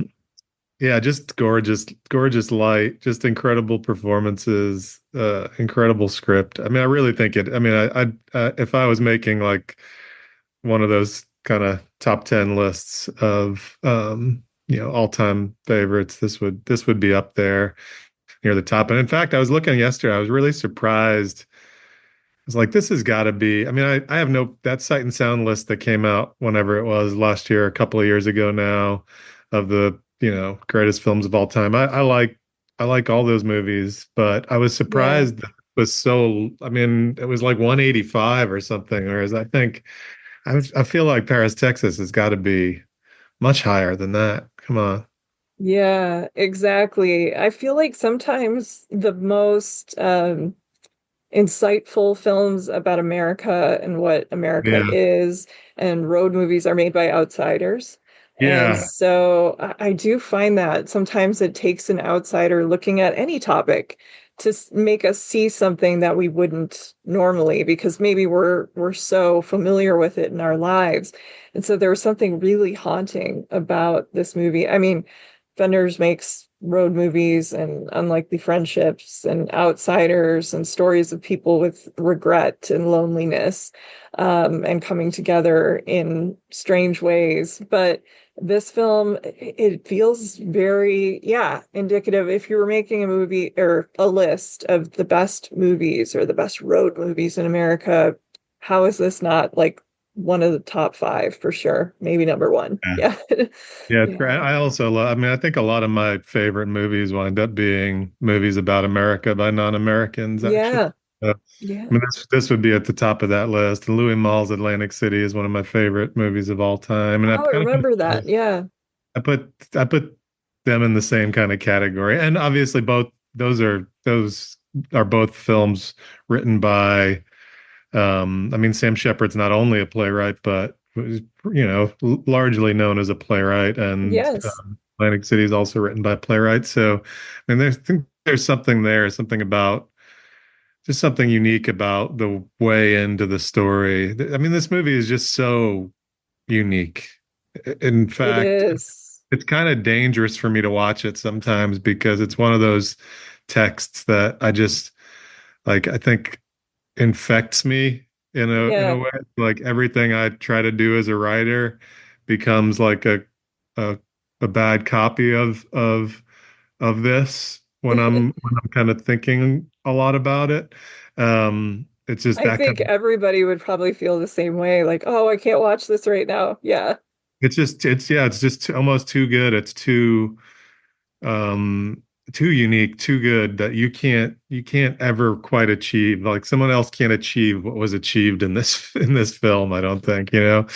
And it's just Yeah. such an incredible, like all the other people involved with it, Alison Anders and Yeah, Claire Denis. the Yeah. Allison cast. Anders has talked about it, and she told this amazing story in the podcast. I'm sure you listened to that one too, where she talked about an experience she had, like a mental health crisis in her teens, where she was catatonic. And so she was like a PA and working on this movie. And when she was in the trailer once, she heard Dean Stockwell and Harry Dean Stanton like trying to figure out how to play this.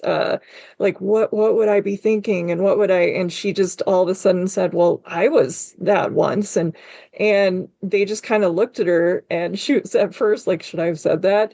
And they said, do you want to talk? And she said, well, I have my journals, and they wanted to read them. And so she went and got them. And so there was so much respect and love with all the people working on this film, and just how it shaped them as people and then their careers. That, yeah, I think it's just one of those movies where so many amazing people came together to make something great. Yeah. Yeah, I totally agree. And I mean, you can feel that in the movie. There's just it's a different feeling than a lot of stuff that we watch. Yeah, and this new 4K edition is stunning. I also have the Blu-ray, which is unbelievable. Yeah, The Criterion edition. Yeah, this is yeah. I definitely one of rewatched the it. I best. rewatched it last night. I guess it was my first time watching this new 4K restoration. And I mean, it was already one Yes. of the most gorgeous movies ever made, and it looks somehow even better. Yeah. Yeah, exactly. And the new edition has excerpts from Vender's book of photos written in the West. Has amazing features. Oh my goodness, so many interviews, gallery of location scouting photos, lots of behind the scenes stuff. So again, I need to really dig into all of these extra features. They kind of spoil us with too many, I Bill. don't know. Like Yeah, we're going to be there it's forever. overwhelming. Yeah, it's Yeah. overwhelming in a good way for sure. But yeah, I think this. I mean, it is a really rewatching both these films yesterday. It made for a really kind of interesting double feature. Yeah, a heavy double feature. My goodness. Next time, I should say for people listening, Bill is joining the group to do an Adam Sandler episode. So our next conversation will be a lot lighter, we I don't know. I promise. think I picked some heavy Adam Sandler You movies. did, but we're also going to touch on like Happy Gilmore and Yeah, stuff. yeah. So yeah, so it'll be a good time. But Yeah. yes. But Bill, thank you so much for doing this. It's always a pleasure. Oh, of course. Thanks for having me, Jen.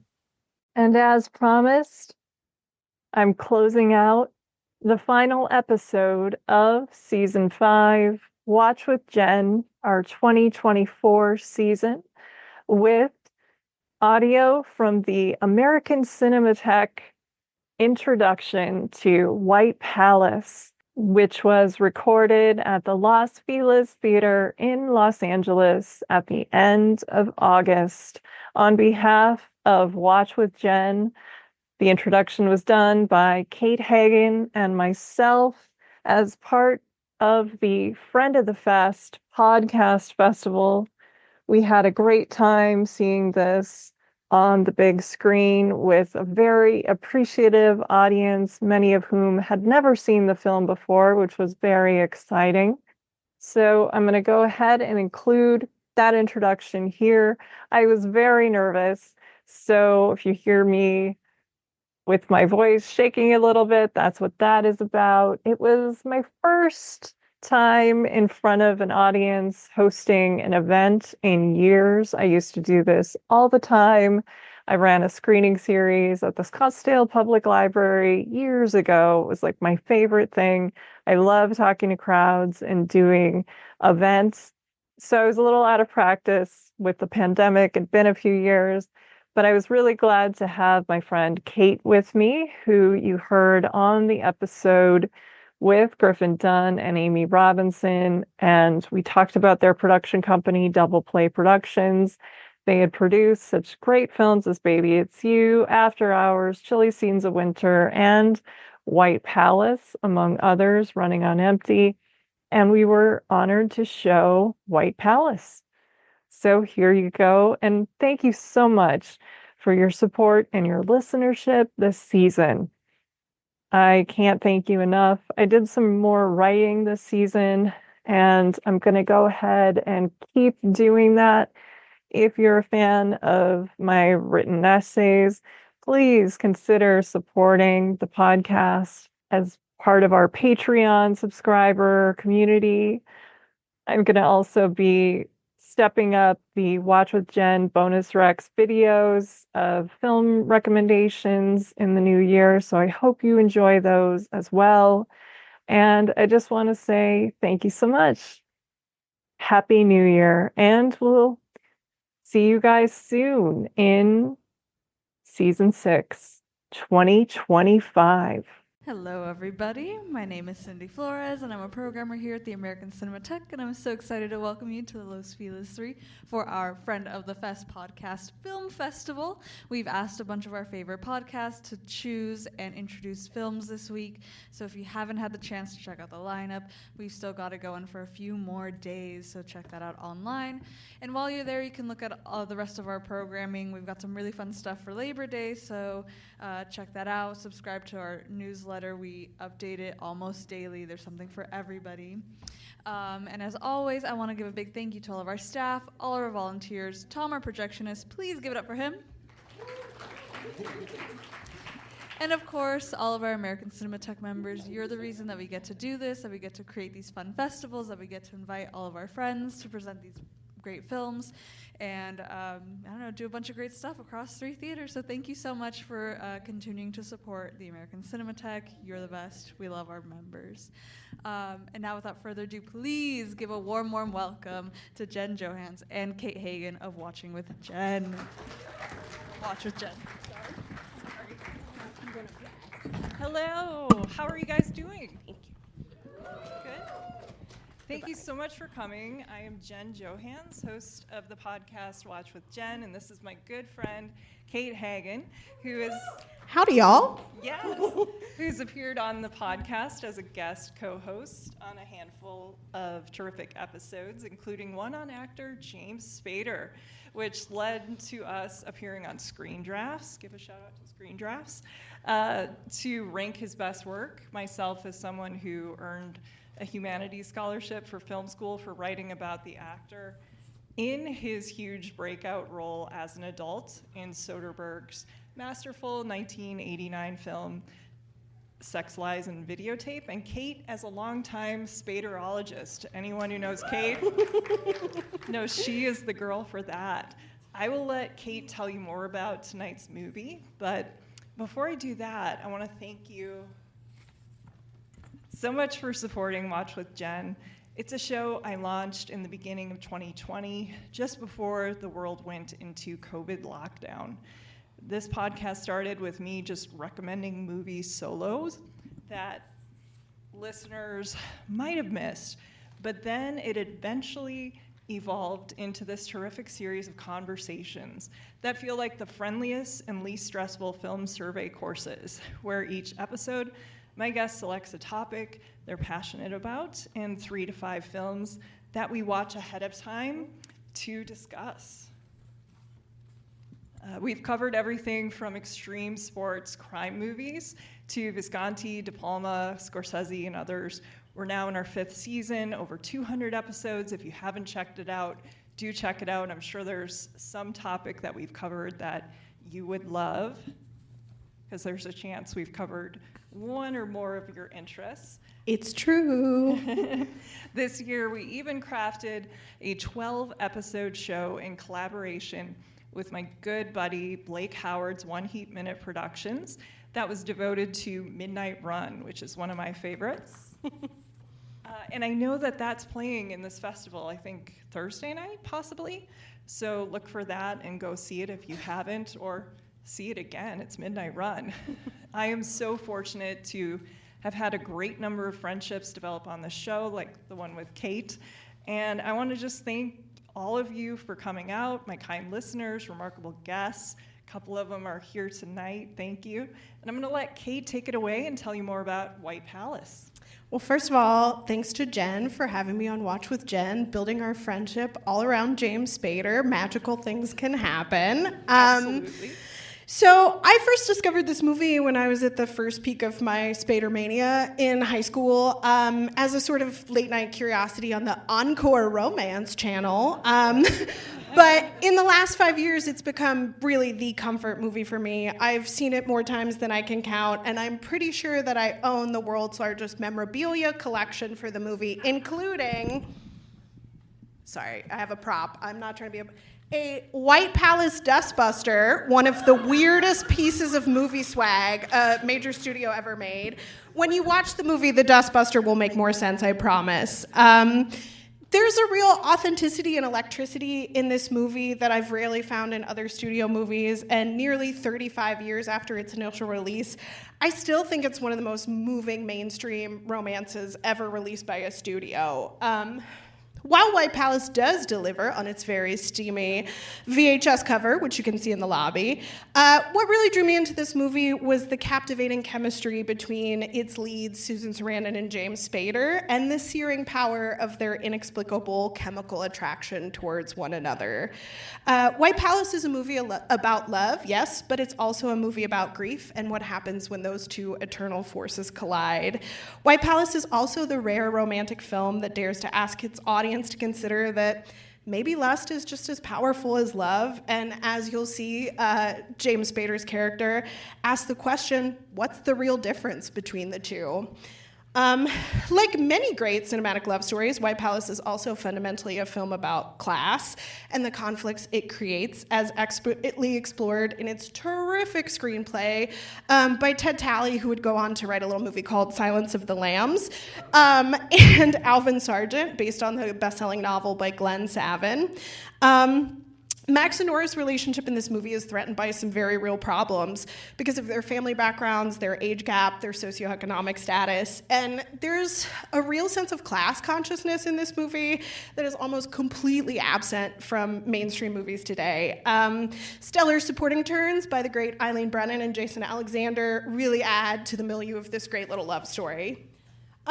Finally, a word about the great Amy Robinson and Griffin Dunn, the brilliant minds behind Double Play Productions that Jen and I were lucky enough to interview on Watch with Jen. A round of applause for Amy Robinson and Griffin Dunn, who send their regards. Along with White Palace, they produced some of the most idiosyncratic romances ever made in Hollywood. Chilly Scenes of Winter, My Beloved Baby It's You, After Hours, Running on Empty, and Once Around, all bangers. Their work is really long overdue for reappraisal by the larger critical community, and we hope that the screening of White Palace, which is not streaming, only on a very bad DVD, and as far as we can tell, we'll be screening tonight on 35mm in a repertory context for literally the first time ever, inspires the same treatment for this film and their other films that After Hours and Chilly Scenes of Winter have recently received by Criterion. Thank you to Jen. Thank you for joining us at the American Cinematheque, which I have to tell you guys, if you didn't know, founded by Sidney Pollack, who is one of the executive producers of this movie, which is absolute kismet. I am going to turn it back over to Jen for a special message from one of the film's other producers. I have a message from Amy Robinson, who really wanted to be here tonight. She's in New York. It's too late for her to Zoom in, obviously, but she sent us this beautiful message that I told her I would read to you guys. So here it is. I am so glad that you have come for this showing of White Palace on the big screen where it belongs. Great thanks to Jen Johans and Kate Hagen for organizing this screening and for championing the films of my partner Griffin Dunn and I, the films we produced. I think the performances speak for themselves, as you will soon see. I want to remember tonight our other producing partners on this movie, Mark Rosenberg and Sydney Pollack. When the novel was in galleys, Griffin and I read the book, and we loved its sweet, sad, sexy complexities, and so too did Mark and Sydney while they were reading it. I said to Griffin, who do you think is gonna get this book? Sydney Pollack and Mark Rosenberg, or us? Ha ha. And Sydney and Mark did get the book. But about 3 days later, Mark called and asked if we would like to partner with them on the project. That is what you call a good Hollywood story. There were many a twist and turn until we went into production in St. Louis, but that is a story for another day, I think in another podcast episode. But from this came my lifelong friendships with both Mark and Sydney. We went on to share many more creative adventures and all of the complexities of intense friendships. Mark died way too young many years ago while shooting Flesh and Bone. Sydney died more recently, but still way too soon for all of the people who loved him. I miss them both very much, and I hope you enjoy the movie the four of us produced. Thank you. Thanks, y'all. Thanks for coming. I also want to thank everyone for listening, especially my patrons who support the show and help fund my research, equipment, film rentals, RSS fees, and more for as little as $1 per month at the Film Intuition Patreon, which is the home base for the show. Other ways you can support the podcast are by sharing, reviewing, and subscribing to Watch with Jen wherever you get your podcasts, and also checking out the cool merch store hosted and created by our talented logo designer, Kate Gabrielle. You can find the merchandise store, including shirts, tote bags, stickers, and more by visiting filmintuition.com and clicking on the shop link. The show's theme music is solo acoustic guitar by Jason Shaw and is available in the free music archive. You can also reach me or interact with Watch with Jen anytime on Twitter, either at Film Intuition or our Watch with Jen account as well. Well, until next time, please take care and happy movie watching. This is Jen Johans at filmintuition.com and Film Intuition on social media and Letterboxd. And this is Watch with Jen.